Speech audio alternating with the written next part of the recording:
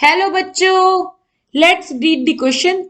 Photochemical fluorination is explosive while iodination is too slow to occur. The reason for this is option A, bond dissociation energy of I2 is minimum.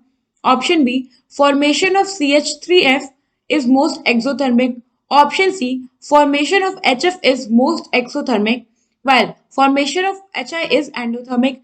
And option D, F2 has lower bond dissociation energy than Cl2 and Br. Question में क्या है कि जब हम photochemical fluorination कराते हैं तो वो बहुत एक्सप्लोसिव होता है, वाल अगर आयोडीनेशन कराए तो वो बहुत स्लो होता है। ऐसा क्यों होता है? तो ऐसा में से रिएक्शन से समझते हैं। सपोज हमारे पास एक कार्बन है, ये sp3 हाइब्रिडाइज है और इसमें मिनिमम एक हाइड्रोजन होना चाहिए। हमने कंसीडर कर लिया कि ये सपोज हमारा मिथेन मॉलिक्यूल है।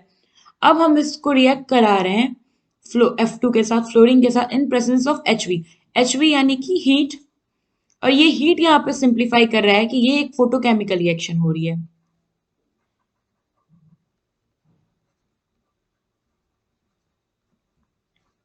नाउ इसका जो प्रोडक्ट बनेगा वो होगा हमारा CH3F along with HF। तो ये जो हमारा HF बन रहा है, ये जब बनता है तो बहुत ज्यादा एनर्जी रिलीज होती है,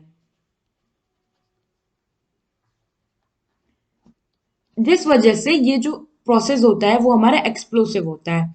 और जब भी किसी रिएक्शन में आपका एनर्जी रिलीज होता है तो उस प्रोसेस को बोलते हैं कि वो एक्सोथर्मिक प्रोसेस है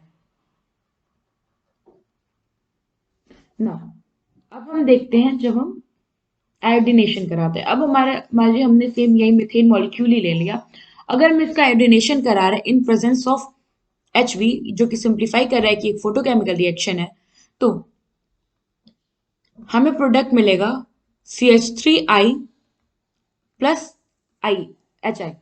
ये जो हमारा HI बनता है, इसमें क्या होता है, इसको बनाने के लिए हमें बहुत सारी एनर्जी गिव करनी पड़ती है, जिससे कि ये रिएक्शन बहुत स्लोली होता है, क्योंकि लार्ज अमाउंट में एनर्जी हमें देना पड़ता है इस रिएक्शन को कराने के लिए। तो जिस रिएक्शन में हमें एनर्जी देनी पड़ती है उन रिएक्शन को हम बोलते हैं एंडोथर्मिक। एंडोथर्मिक। ना क्वेश्चन में हमारा क्या पूछा था कि इन रिएक्शन के होने के रीजन क्या है। तो अगर हम देखें तो जो हमारा ऑप्शन ये इसमें ये चीज का है कि HF जो होता है वो एक्सोथर्मिक होता है, HF का फॉर्मेशन, और HI का फॉर्मेशन एंडोथर्मिक होता है। तो इस क्वेश्चन का जो हमारा करेक्ट ऑप्शन है वो है हमारा ऑप्शन C। आई होप आपको ये क्वेश्चन समझ में आया होगा। Thank you.